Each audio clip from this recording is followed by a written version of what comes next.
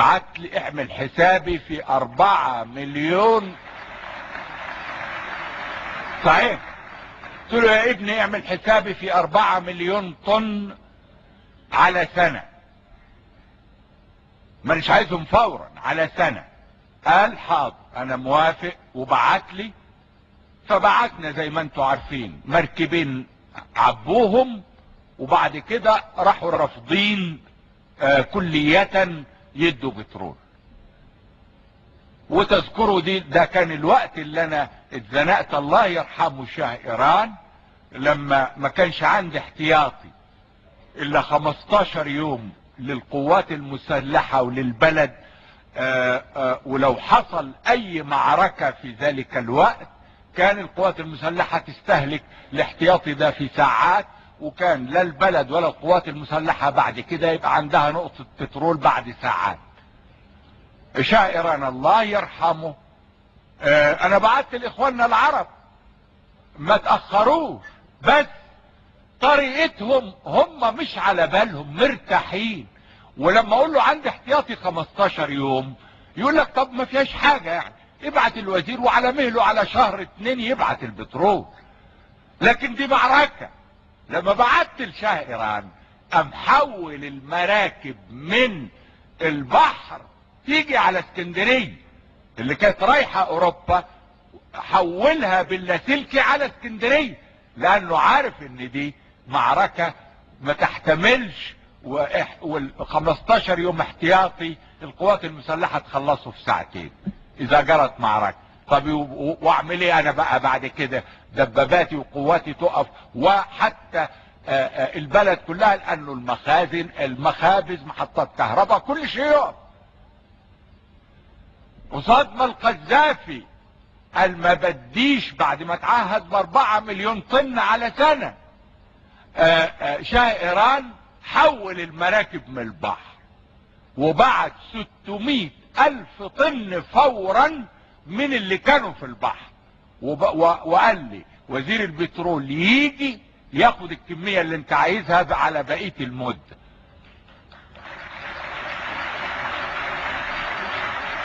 بفتكر اصل الحكاية دي يعني لازم كل شوية كده نفتكر الدنيا ونفكر اللي حوالينا كلهم. زي ما قلت لكم بعد 2 من فتح القناة كانت بتديني 500 مليون دولار في السنة، وابتديت افتح البترول. خلاص ما احنا عملنا بقى فض الاشتباك الاول، ودخلنا عملنا فض الاشتباك الثاني. فض الاشتباك الثاني ما فتحتش بس البترول، لا استرديت جزء من البترول بتاعنا اللي كان عند اسرائيل في سين، زائد فتح البترول القديم بتاعنا. ابتدينا ما نحتاجش بترول من حد، ونستهلك الكمية اللي احنا عايزينها ونصدر شيء بسيط.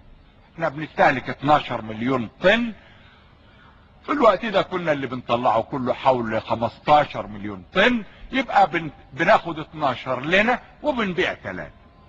ومشينا في الاكتشافات، ومشينا في عملية البترول، في نفس الوقت عملية القناة ماشي تطوير، في نفس الوقت الصناعة ماشي. الغاز لما لقيناه قدام ابو قير بنينا عليه مصنع السماد اللي يعتبر من مفاخر العالم، اللي فتحناه السنة اللي قبل اللي فاتت مع المانيا الغربية. وبنينا في طلخة ماشي على الغاز بتاع ابو ماضي. لقينا الغاز بتاع ابو الغراديق داخل دلوقتي على وصل حلوان والقاهرة، وداخل يكمل في القاهرة. والغاز بتاع اسكندرية عمل السماد، واتفقنا مع اليابان عشان نعمل عليه الحديد. وفي نفس الوقت بنبني مصانع الاسمنت عشان نهاية السنة الجاية 82 بإذن الله نبتدي مش بس ناخد الاسمنت اللي احنا عايزينه، بل نبتدي نصدر حاجة بسيطة اخر السنة اللي جاية ان شاء الله. في وقت واحد القناة بتتطور، بتديني 500 مليون جنيه لكن بتتطور لأكثر.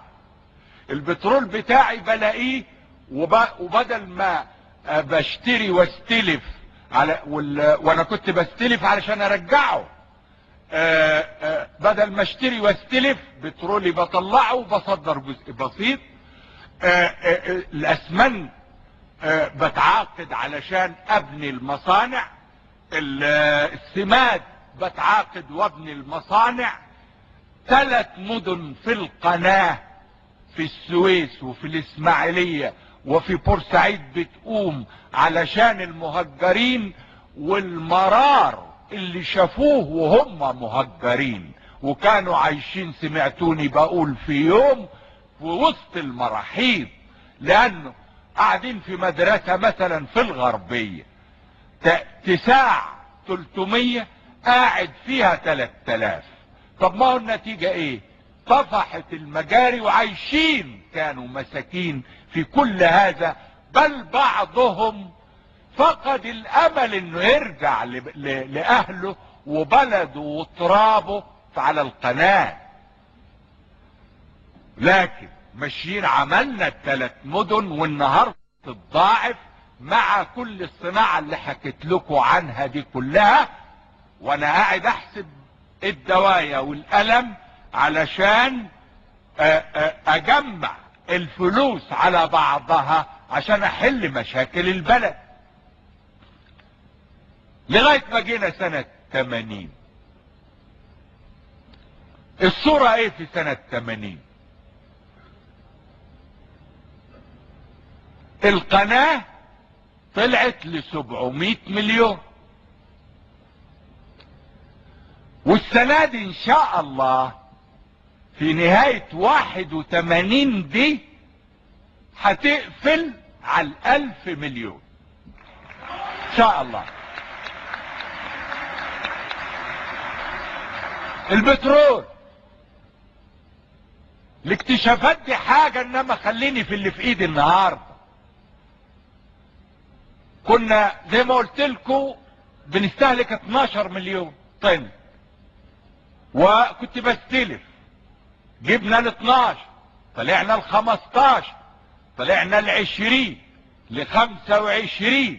سنة 80 وصلنا ل30 و32.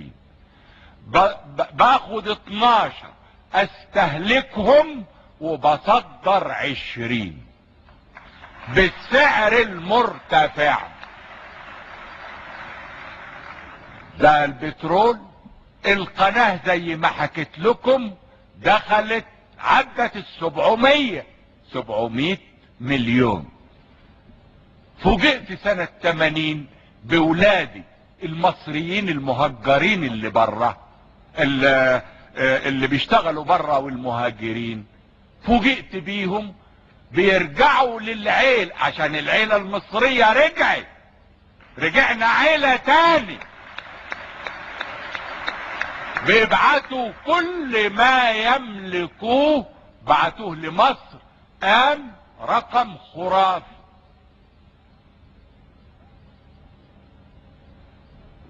بقى دخل البترول زائد دخل القناة زائد دخل اللي بيبعتوه لي اولادي المصريين اللي برا، مهاجرين او مبعوثين او بيشتغلوا في الخارج، زائد النشاط اللي بعد الانفتاح مشي في البلد على صورة ما يصدقهاش العقل، لانه اتبنى في البلد حاجة اسمها الثقة والاستقرار.